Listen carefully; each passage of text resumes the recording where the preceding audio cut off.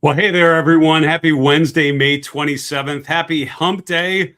Welcome to the middle of the week. We made it through, and the market hung in there, basically settling in almost precisely at Tuesday's close. My name is Dave Keller here at Market Misbehavior, coming to you from a beautiful sunny afternoon here in Redmond, Washington. Hope you guys are all doing well wherever you're tuning in from. We're going to talk about this choppy, sloppy, sideways day. Even though equities were flat, quite a lot of movement underneath the hood. You're going to see the consumer sectors look quite strong. Energy and commodities related sectors looked not so strong. The commodity space in particular showing some deterioration here with crude oil and gold. Two charts we're definitely going to focus in on. I've mentioned the breadth conditions recently, and earlier today did a show for Stock Charts TV talking about the Titanic Syndrome and the Hindenburg Omen. So we'll give you a quick update because both of those classic market topping signals both fired an initial signal last week. I'll tell you what that means and give you a bit of a preview there. We're live streaming it, by the way, on Facebook, LinkedIn, YouTube, and X. Thank you so much, those of you tuning in live.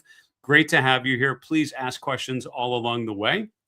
And would hope to answer one of your questions through the course of the episode. If you're watching the show later on our YouTube channel, hey, you just use the comments section on our YouTube channel, and maybe we'll feature your question in our mailbag episode coming up this Friday. By the way, I know a number of you participated in our free webcast earlier today, talking about exit strategies, talking about trailing stops. We talked about why we need stops, why it's so hard for us to actually do what the chart is telling us, and then some specific strategies that I've found helpful.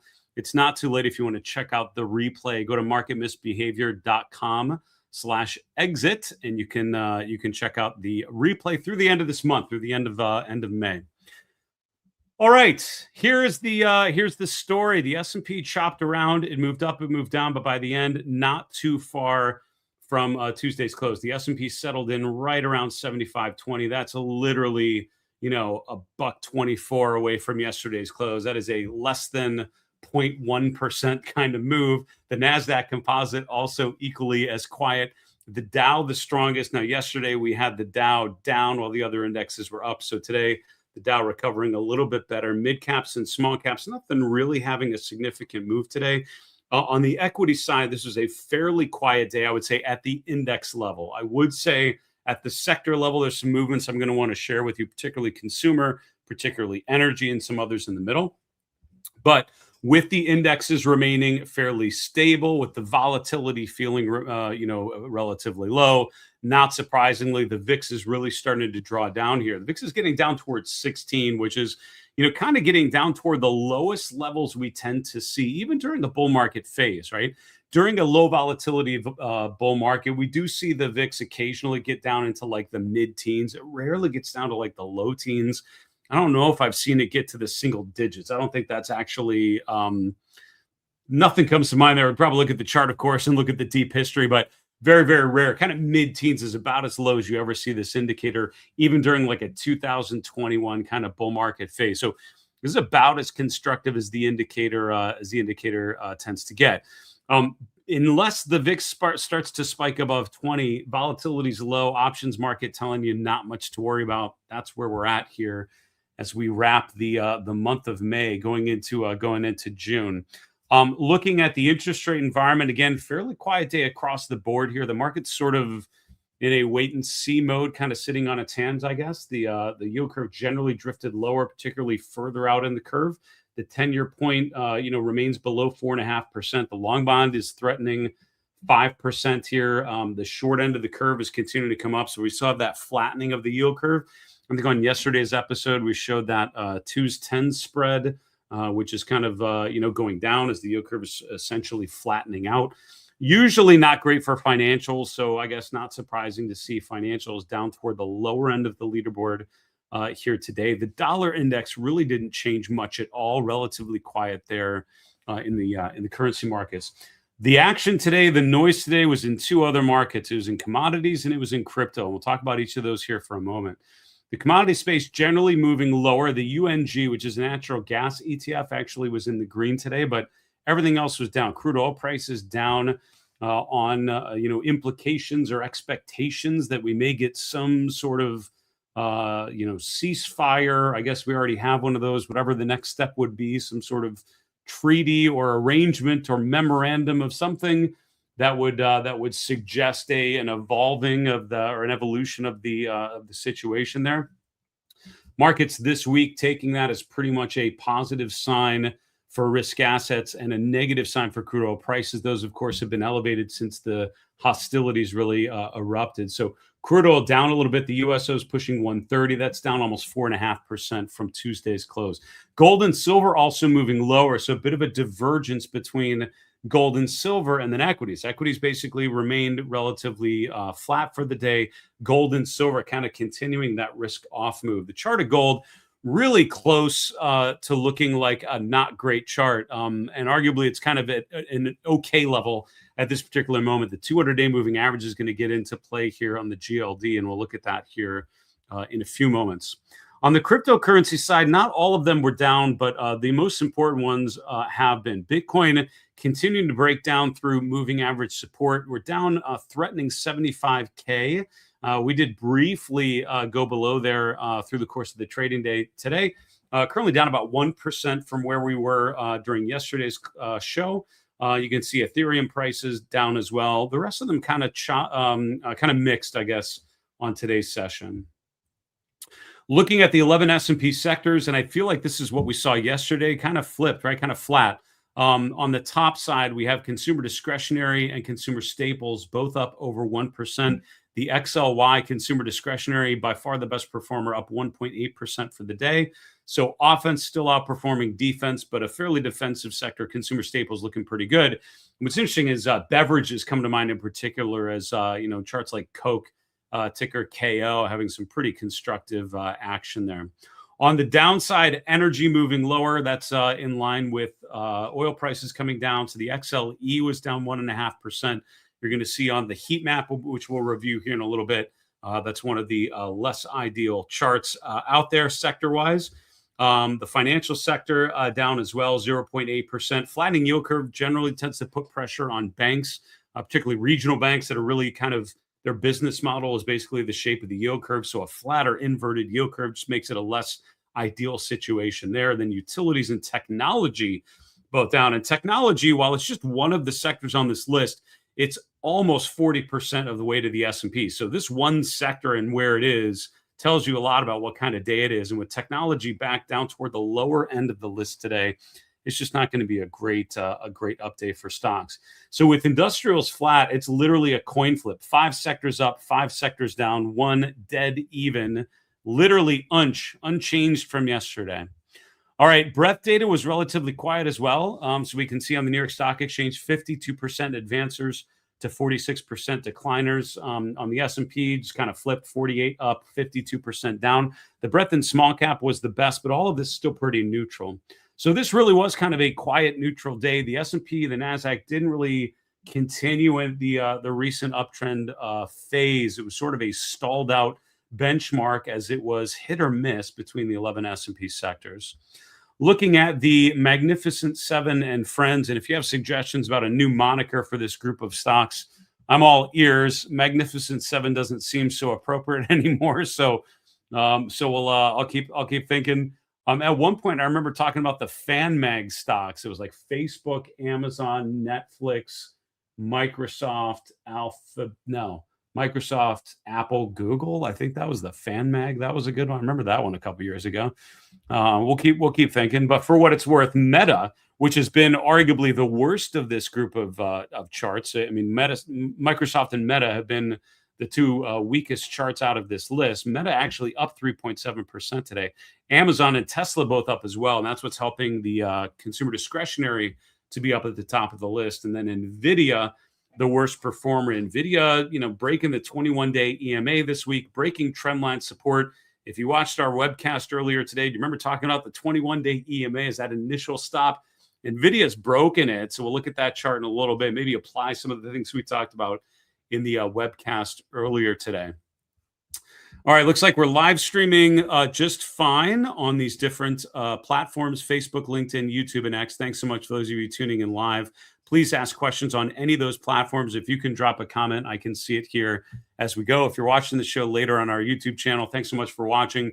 Hey, hit like, hit subscribe, share it with 1,000 of your friends. Whatever you can do, I'm sure would help. And I appreciate you supporting Market Misbehavior. It's great to have you here, and I hope you find our work helpful in helping you navigate these markets during fascinating market times here. All right, looking at the heat map, I love this kind of visualization because it allows you to go kind of macro to micro, big picture to small picture, large to small, sort of that really logical path through understanding the different layers of the equity markets. I mean, I don't know what you think, but my initial impression here, very mixed day. I mean, the sectors were basically flat. The breadth was neutral. The major benchmarks were essentially unchanged. That's exactly what this heat map would tell me. So let's focus on a couple themes. Number one that stands out to me, besides that, is that the technology sector was not nearly as strong today as it has been recently. Micron, can you believe it, was only up 3.6%. That's probably the worst up day we've seen in the second quarter. And I say that with a great dose of sarcasm. This is stock that's been having double-digit gains here. For example, yesterday, so only up 3.6%. Sounds like a total miss to me. But Micron continuing to press new all-time highs and continuing to accelerate. But if you look, particularly the semiconductor trade, not as strong as it has been recently. I'm noting like KLAC down at 2.7%. Granted, it just made new all-time highs yesterday, but but not as strong as it has been. A lot of the software names like CrowdStrike, Palo Alto, kind of pulling back here. Palantir, which has not been a great chart for a while, just not really getting any sort of recovery. So I guess one thing that stands out is besides like the Seagate STXs looking very good, besides AppLovin, which is up 10% today and making a new 3-month high. That's actually a pretty encouraging chart, pretty interesting chart to review.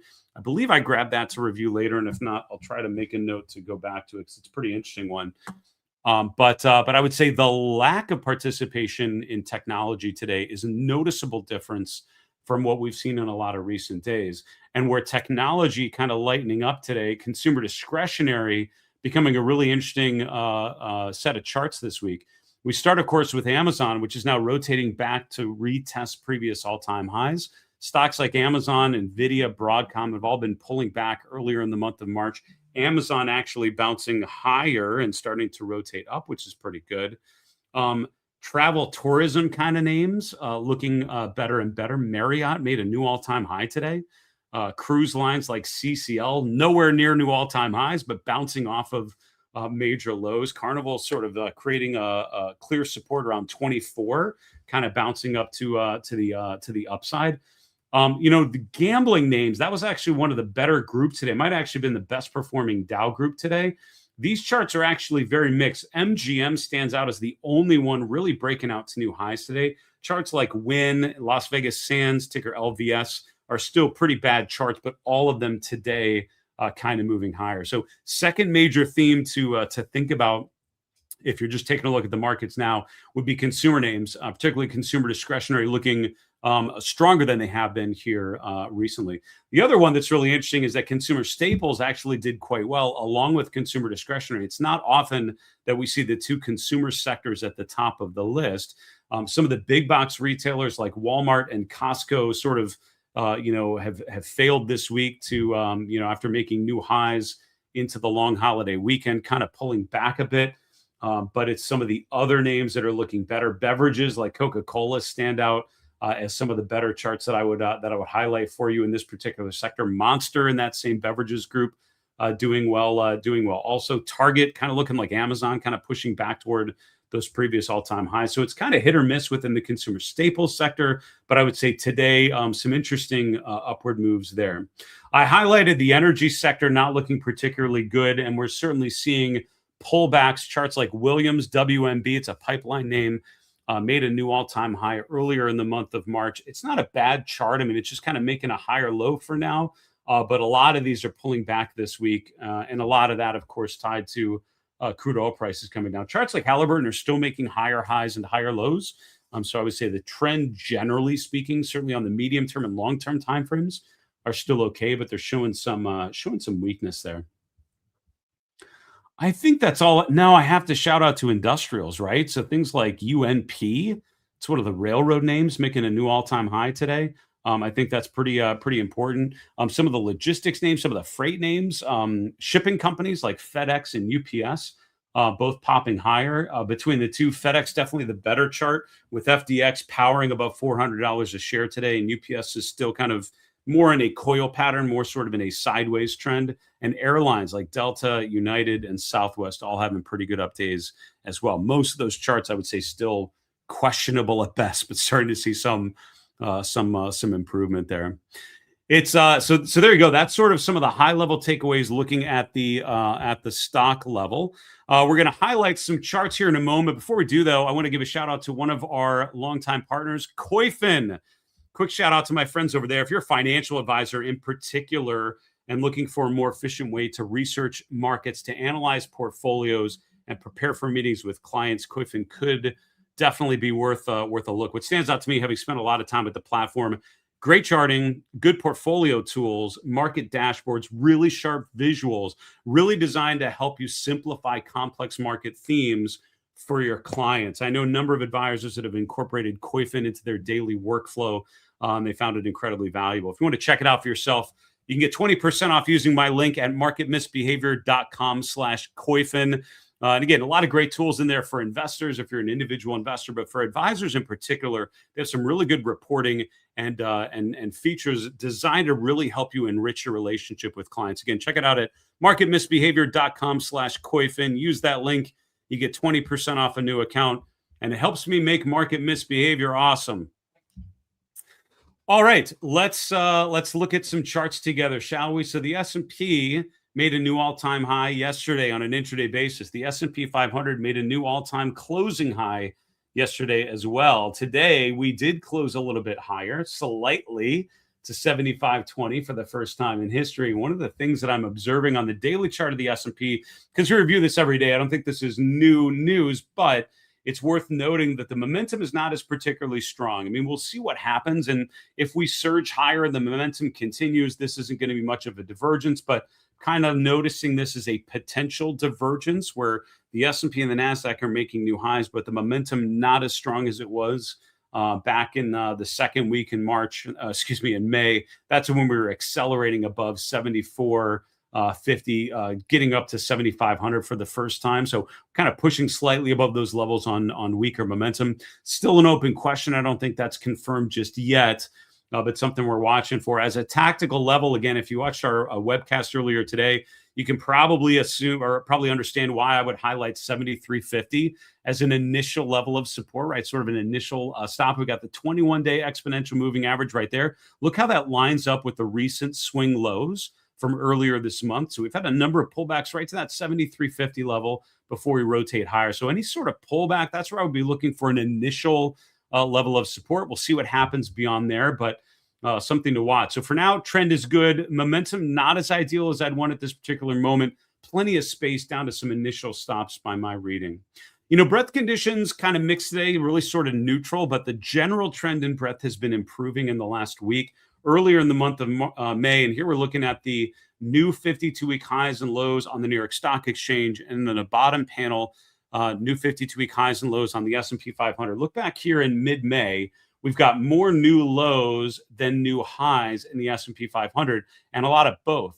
Now, all of a sudden, we're seeing less and less new 52-week lows. We're starting to see more and more new 52-week highs. Just over 8% of the S&P made a new 52-week high yesterday on Tuesday's session. That's not quite updated for today's close just yet. So for now, this is kind of going in the way you'd want it to go if you're all bullish. Less stocks making new lows, more stocks making new highs. That's generally a constructive thing. Now, to be really optimistic, I think you need to get back to these like Q1 readings. We got up to like 10, 15, 20% of the S&P making a new 52-week high on a day. We're well below that right about now, but something to aspire to, I guess. All right, quick check-in on some of these, what I'd call macro breadth indicators, really more thematic indicators. A couple indicators I like to follow. They signal very rarely, but they're looking for very specific combinations of factors. And both of these indicators were created by someone going back through major market tops and looking for some signals, right? What tended to happen as the market was topping out. The one that we're showing here is called the Titanic Syndrome. The one I'll show in a minute is called the Hindenburg Omen. I just want to spend a moment. And if you want to learn more about these, I just did a video for Stock Charts TV earlier today. I don't know if that's posted yet, but it should be hopefully by the end of the day today on Wednesday, really digging into these in a little more detail and showing you how you can set up charts like this on the Stock Charts platform. So I'd encourage you to check that out on the Stock Charts TV YouTube channel. But this is the Titanic Syndrome. Basically, is looking for the Dow making a new 52-week high. But right around that same time, you have new lows outnumbering new highs. So this is an indicator looking for the market going up, but more new lows. And it's what we highlighted on the previous chart, right? Earlier this month, you had new lows outnumbering new highs, and that's what triggered this indicator last week. Is it a perfect indicator? No. Does the market always have a major top every time the Titanic Syndrome flares? No. I wish these things were 100% accurate. Life would be a lot easier. So for me, these are not absolute, you need to bet the farm on these indicators type of indicators. These are more like a warning siren that goes off and it tells you, okay, we are showing similar conditions to other market tops. I think of it like a tornado siren. If you live in the Midwest, they fire off when the conditions are pretty good and when it seems like there could be a high probability of a funnel cloud right around your house. So you learn when the siren goes off, you start to get defensive, you start to get, a little more conservative, you start to really think about grabbing the flashlight and the extra water and going down to the basement, right?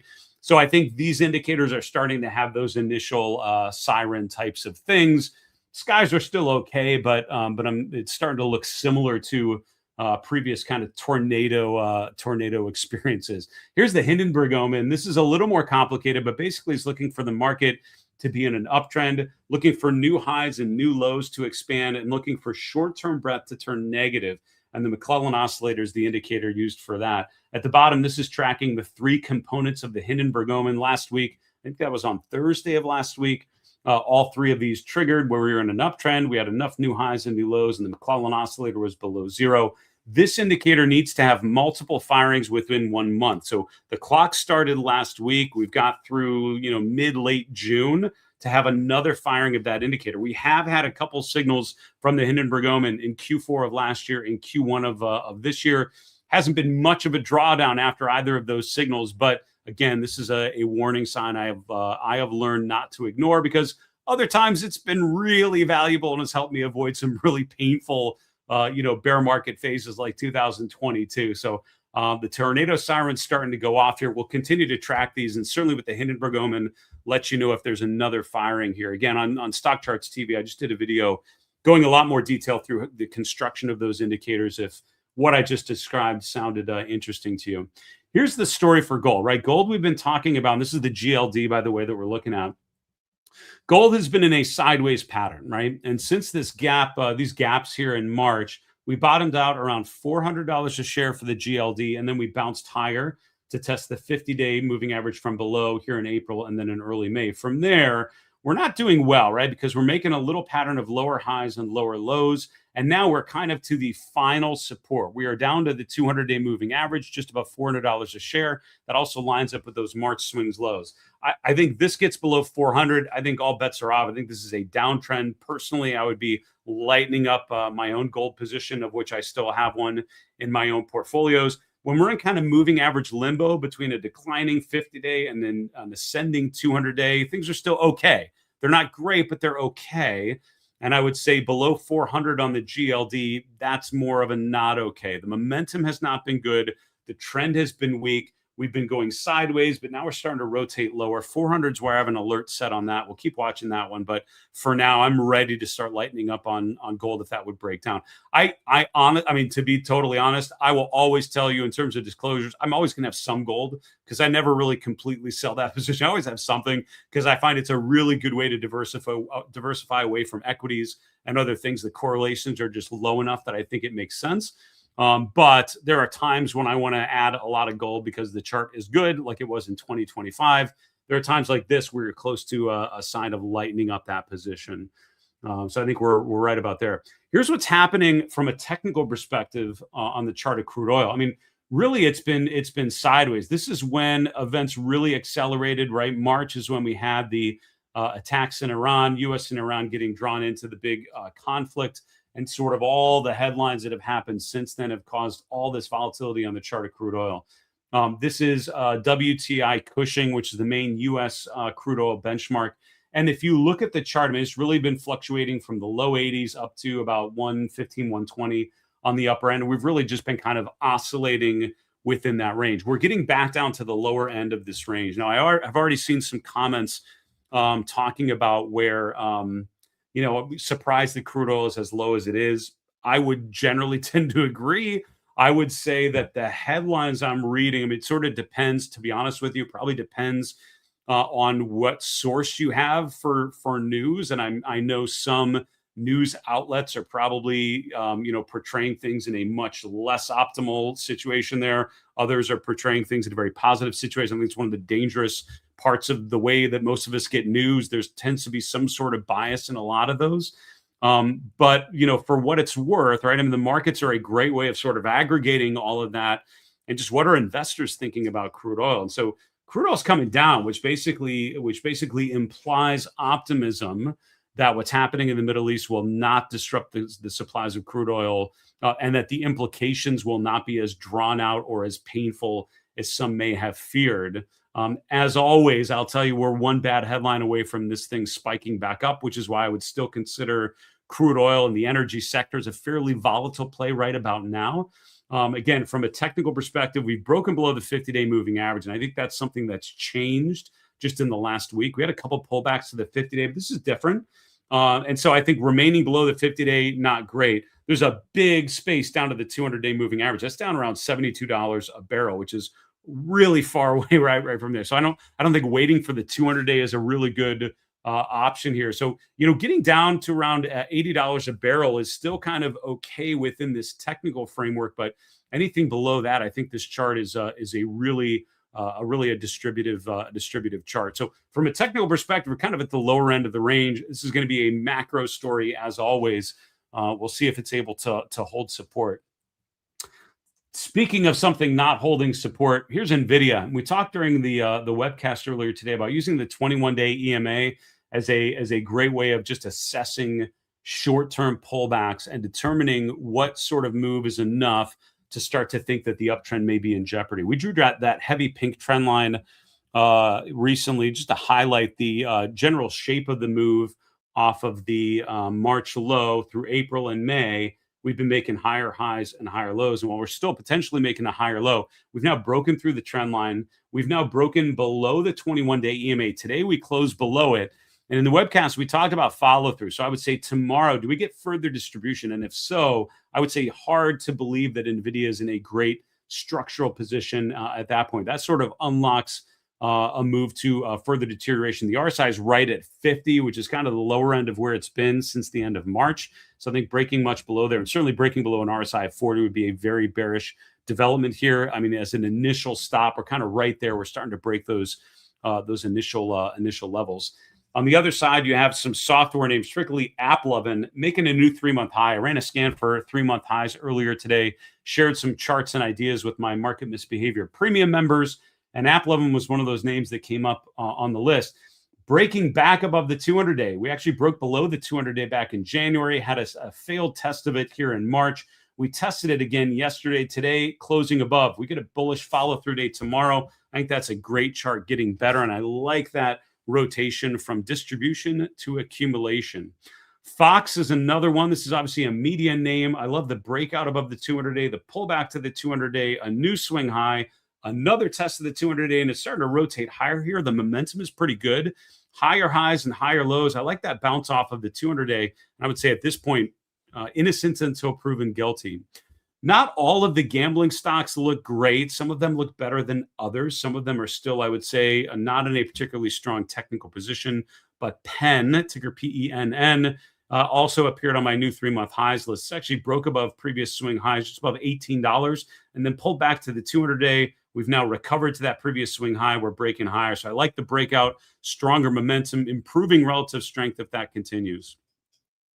Final chart, United Rentals. This is in the industrial sector, URI. I think this is a fascinating chart because we had this big gap higher on earnings. That was in late April. We then basically stalled out and pulled back to the 21-day EMA, that initial stock we talked about earlier today. We've now rotated higher off of there. Look at this resistance right around $1,000 a share. Is what we call big round number resistance. Big round numbers like 100, like 1,000. If you go back in history, you will find more often than not major turning points tend to happen there. So I'm not surprised that October of last year we hit a peak right at $1,000. I'm not surprised that in April we hit a peak at $1,000, and I'm not surprised we were back retesting that level.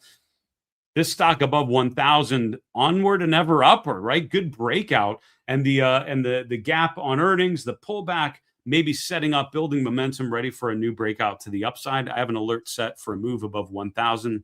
That's what I'd be looking for right about now. All right, let's take a question or two. Yeah, a number of people talking about the comments on crude oil. Yeah, and this is one of those where, the Strategic Petroleum Reserve, thanks for highlighting. Again, I can't verify the data you're showing here, and I love that your handle is @is there gas in the car. That's all killer. A+ handle there. Strategic Petroleum Reserve now sits at 374 million barrels, roughly half of its 2009 peak, and is falling faster than any point in its 50-year history. So that is the bear case for crude oil. And I mean, the bear case for kind of the economy, and the bull case for why crude oil prices should go higher is that there's been a lot of things that have happened, like drawing down the Strategic Petroleum Reserve. A lot of oil had already gone through the Strait of Hormuz, and that's still kind of getting to ports. It's like there's this delayed reaction to all these things that have happened, and direct impact to the economy. You just haven't seen a lot of negative signs to the economic data. You certainly haven't seen negative signs in earnings releases, right? The Q1 earnings season really was way more optimistic about the economy and everything than you might expect, given what has been going on here. But the bear case is that there's been a delayed reaction. All of a sudden, the impact, the ripple effect, the unintended consequences start to pop up there. At Kenneth Gale, thanks for watching. Dave, do you have a price target for S&P for this wave? I really don't. I try not to traffic in price targets. And I'll tell you, I'll give you my quick version of price targets. I remember, and this is, when was this? It was probably like,